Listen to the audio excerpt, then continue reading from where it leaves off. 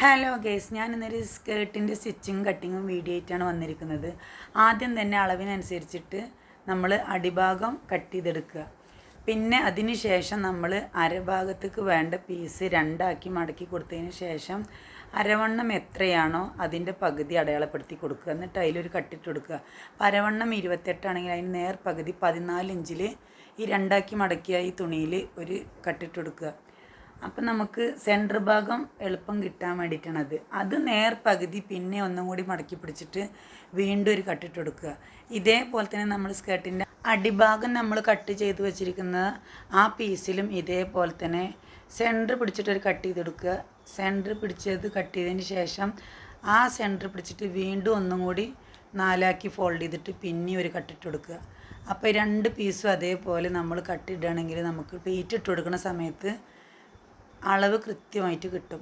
അതിനുശേഷം നമ്മൾ ഈ അടിഭാഗത്തെ കട്ട് ചെയ്ത തുണിയുടെ രണ്ട് ഭാഗവും നമ്മളൊന്ന് മടക്കി സ്റ്റിച്ച് ചെയ്ത് കൊടുക്കുക. രണ്ട് സൈഡും പിന്നി പോരാതിരിക്കാൻ വേണ്ടിയിട്ടാണ്. പട്ടുപാവാട തുണിയൊക്കെ പിന്നി പോരുന്നത് കാണാം. ഇങ്ങനെ രണ്ട് സൈഡും ഒന്ന് അടിച്ചു കൊടുക്കുകയാണെങ്കിൽ പിന്നെന്നാ പ്രശ്നം ഉണ്ടാവില്ല. പിന്നെ അതിന് ശേഷം നമ്മൾ ഈ കട്ട് ചെയ്ത് റെഡിയാക്കി വെച്ച രണ്ട് പീസും തമ്മിൽ പ്ലേറ്റ് ഇട്ട് കൊടുത്തിട്ട് ജോയിൻറ്റ് ചെയ്യാൻ പോവുകയാണ്.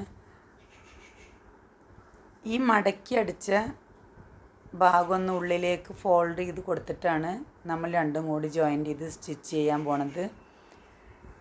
രണ്ട് ഭാഗത്തിൻ്റെയും രണ്ട് പീസിൻ്റെയും കട്ട് ചെയ്ത കട്ടിങ് ഒരേ അളവിൽ വരണം. അതിൻ്റെ ഉള്ളിൽ എത്ര പ്ലേറ്റാണോ ഇടാൻ പറ്റുക അത്ര പ്ലേറ്റ് ഇട്ട് കൊടുത്താൽ അതേ ലെവലിൽ തന്നെ സ്കർട്ടിൻ്റെ ഫുള്ളായിട്ടും നമുക്ക് പ്ലേറ്റ് ഇട്ട് കൊടുക്കാൻ പറ്റും. ഒരേ ലെവലിൽ തന്നെ എല്ലാ പ്ലേറ്റും നമുക്ക് കിട്ടും. ഞാനിതിൽ രണ്ട് സ്കേർട്ടാണ് സ്റ്റിച്ച് ചെയ്യുന്നത്. ഒന്ന് കസവുള്ള ഒരു സ്കേർട്ടുണ്ട്, ഒന്ന് കസവില്ലാത്തൊരു മോഡൽ സ്കേർട്ടാണ്. രണ്ടും രണ്ട് രീതിയിലാണ് ഞാൻ സൈഡ് അറ്റാച്ച് ചെയ്യാൻ പോകുന്നത്. ഒന്ന് പ്ലേറ്റ് ഇട്ട് അരഭാഗം റെഡിയാക്കിയതിന് ശേഷം അയൺ ചെയ്തതിന് ശേഷമാണ് സൈഡ് ജോയിൻ്റ് ചെയ്യാൻ പോകുന്നത്. ഒന്ന് അയൺ ചെയ്യാതെയാണ്. രണ്ടും തമ്മിലുള്ള മാറ്റം നിങ്ങൾക്ക് കാണുമ്പോൾ തന്നെ മനസ്സിലാവും. എപ്പോൾ നമ്മൾ സ്കർട്ട് അടിക്കുകയാണെങ്കിലും സൈഡ് ജോയിൻ്റ് ചെയ്യുന്ന മുമ്പേ അയൺ ചെയ്തതിന് ശേഷം മാത്രം ജോയിൻ്റ് ചെയ്യുക. അല്ലെങ്കിൽ നമുക്ക് പ്ലേറ്റ് വൃത്തിയിൽ കിട്ടില്ല. എത്ര തന്നെ നമ്മൾ അയൺ ചെയ്തിട്ട് നേരെയാക്കാൻ ശ്രമിച്ചാലും പ്ലേറ്റ് എല്ലാം പല അളവിലുമാണ് നമുക്ക് റെഡിയാക്കാൻ പറ്റുള്ളൂ. അതിനുശേഷം നമ്മൾ പിന്നെ അരഭാഗത്തെ കൊക്കി റെഡിയാക്കാൻ പോവുകയാണ്. ഞങ്ങളുടെ നാട്ടിലതിന് കൊക്കി എന്നാണ് പറയുക. അതിന് വേറെ നാട്ടിലേക്ക് എന്താ പറയുക എന്നുള്ളത് എനിക്കറിയില്ല. അത് നമ്മളിങ്ങനെ നീളത്തിലൊരു പീസ് ഉള്ളിലേക്ക് കവറിങ് ചെയ്ത് സ്റ്റിച്ച് ഇട്ട് കൊടുത്തിട്ട് ഒരു പീസ് റെഡിയാക്കുക. അതിനുശേഷം ഞാൻ ഈ വീഡിയോയിൽ കാണിച്ച പോലെ തന്നെ ഇതേപോലെ ഡബിൾ സ്റ്റിച്ചിലാണ് ഞാനിത് ചെയ്യുന്നത്. വളരെ ഈസി ആയിട്ട് തന്നെ നമ്മൾ ഒന്നോ രണ്ടോ പ്രാവശ്യം തന്നെ ശ്രമിച്ചാൽ നമുക്ക് ചെയ്തെടുക്കാൻ പറ്റും. ഇത് നല്ല നീറ്റായിട്ട് തന്നെ കിട്ടിയിട്ടുണ്ട്.